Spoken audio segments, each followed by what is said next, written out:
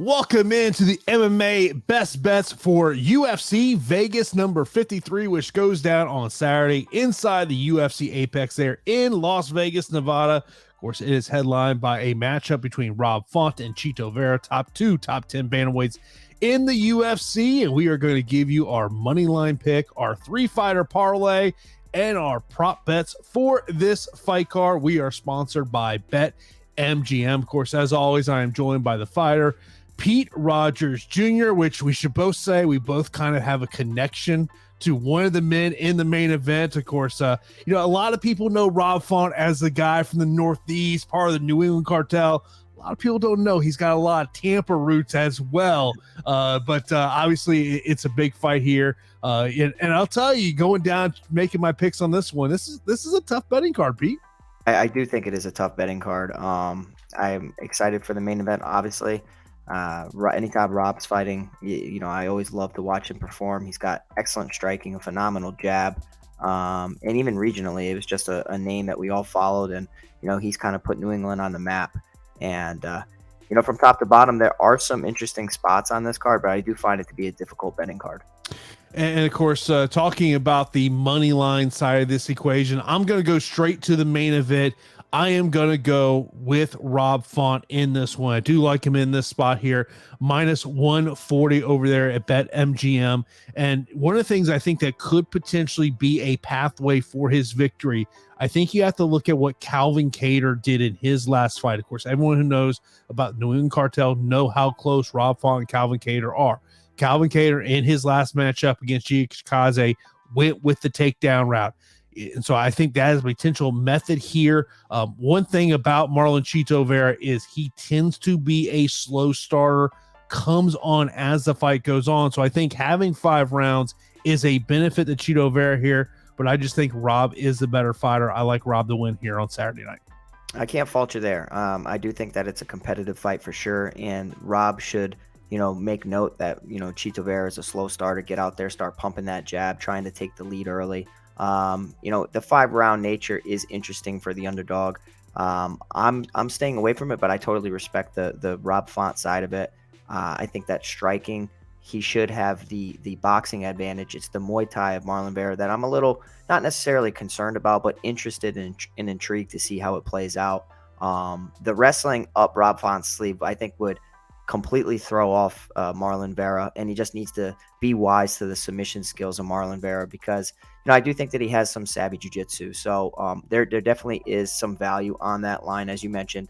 But for me, for the money line play, I'm going to go with Natan Levy, who was a disappointment in his debut.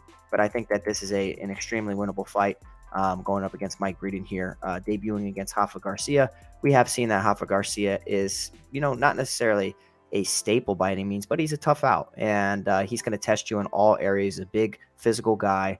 I do think that Natan Levy has the tricky striking, and he can incorporate his wrestling to really start to win some rounds. I think that Mike Breeden, stepping up on short notice against Alexander Hernandez, that's a really tough situation to go in there and perform well. So I feel like we're going to see a better version of each of these fighters. I just feel like Natan Levy sitting at minus 200 for the money line play. I think it's a relatively safe play. I think he's the better mixed martial artist.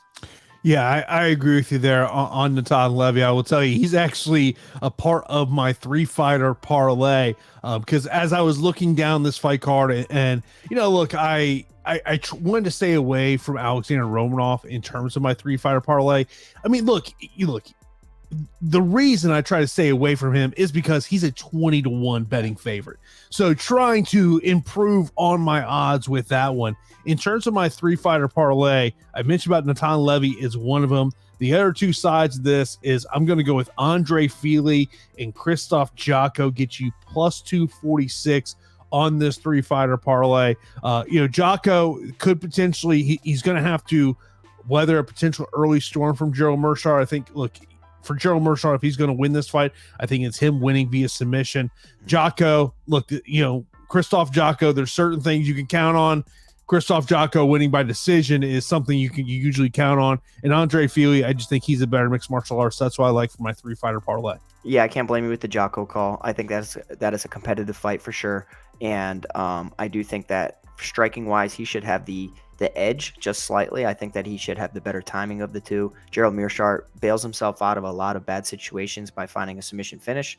And I think that as long as Krzysztof Jotko can keep this relatively on the feet, that he should perform well in a situation like that.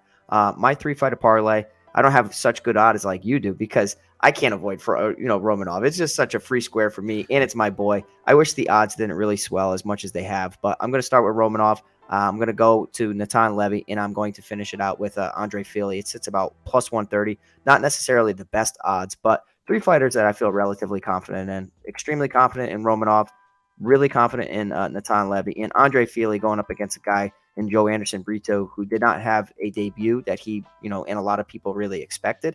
So I would expect a better version of himself in this one. But Andre Fili is like a staple within the division. I think that he has good striking, sneaky wrestling as well, and just fight IQ and experience. If you go down and you look at his entire resume, he's fought legitimate competition. And I think that Joe Anderson Brito is not necessarily, getting thrown to the wolves, but I do think a fight against Bill Algeo and now going to Andre Fili, the UFC is really not doing you any favors. So I think that Andre Fili is just going to be a little too wise to it, and I like those fighters a part of my 3-fighter parlay. Appreciate everyone checking out the MMA best bets here for UFC Vegas 53. Be sure to smash that thumbs up button. We really do appreciate that. Of course, we are sponsored by BetMGM. Turn big plays into paydays with BetMGM. New BetMGM users that deposit at least $10 using the link in the video description and make their first bet get 3 free months of Awesemo Plus Platinum.